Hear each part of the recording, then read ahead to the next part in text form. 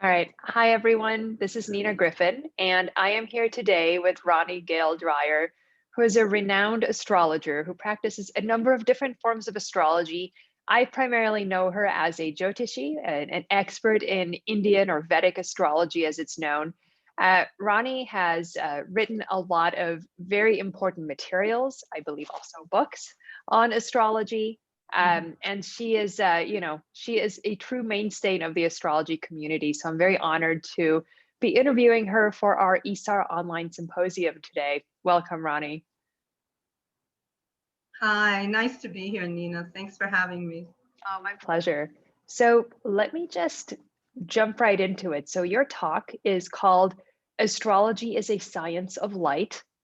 And maybe tell us a little bit more about why you're excited to share with people your view on what astrology is. Okay, well, I should probably begin by talking a little bit about why Indian astrology is called the science of light. And that's because the word for the mathematics, astronomy, and astrology of India that was formulated a few millennia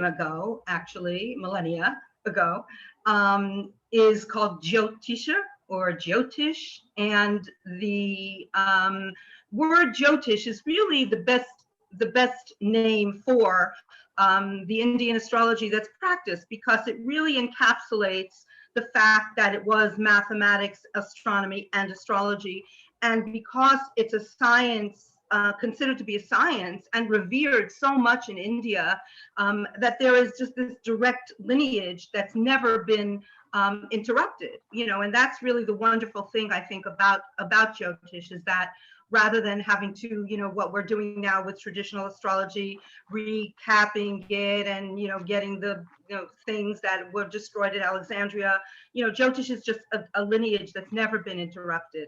And the word Jyotisha is really the word for, mathematics, astronomy, and astrology.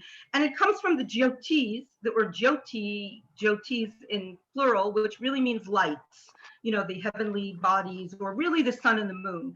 So that's why it's known as the study of the lights.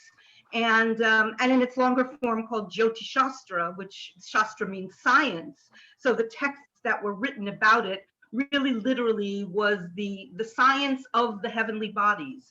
And I'm excited about it because, especially since ISAR and CGR, AFAN, all those groups, a lot of conferences are very Western oriented. But of course, in this day and age, people are open to so many different forms of astrology. When I started years ago, Indian astrology was so different and nuanced, and people were afraid of it, because of, like traditional astrology, there was so many sounding like fate-oriented things that you couldn't sort of, get past, even though you can.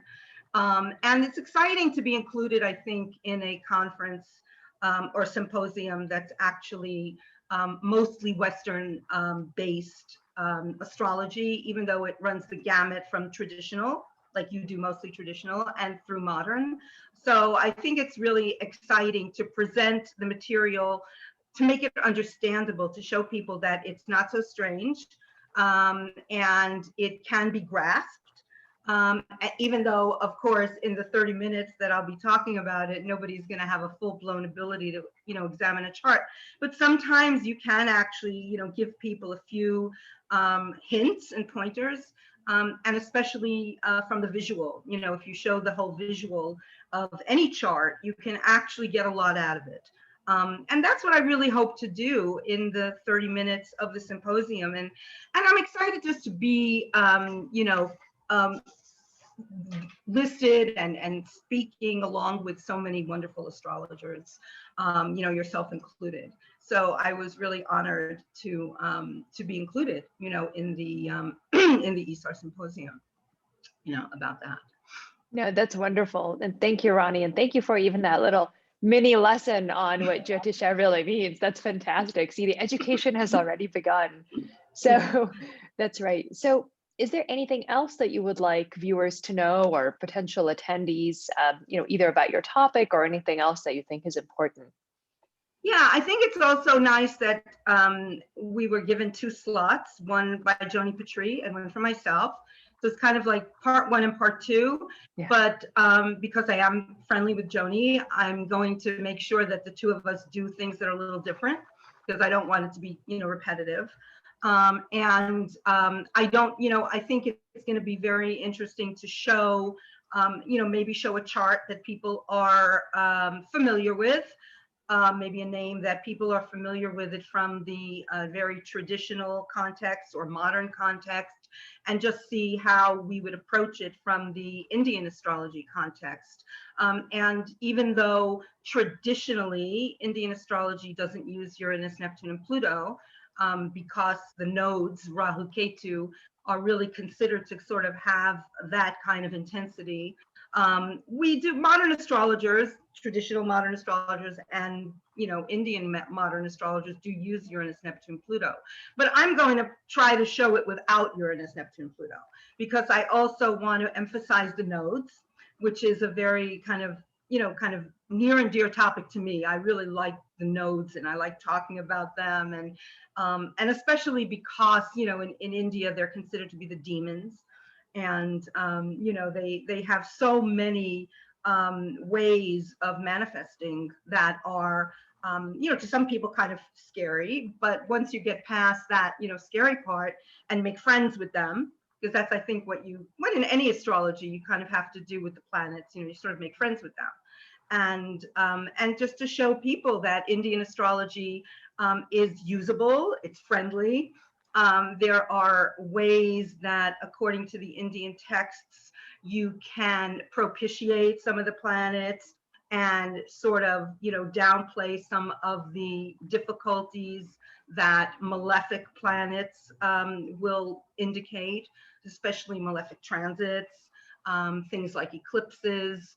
I think all these things, especially since eclipses involve the nodes, involve Rahu Ketu, I'm really going to try to, focus a lot on that, in addition, of course, to a lot of other things. But I think that will give people an idea of, also why, when Uranus, Neptune, Pluto were left out of the mix, those nodes can give you the same kind of intensity that some of the outer planets will give you, and also show how the outer planets can work in the chart as well, because most people are used to it and they want to see how they're going to work within the chart.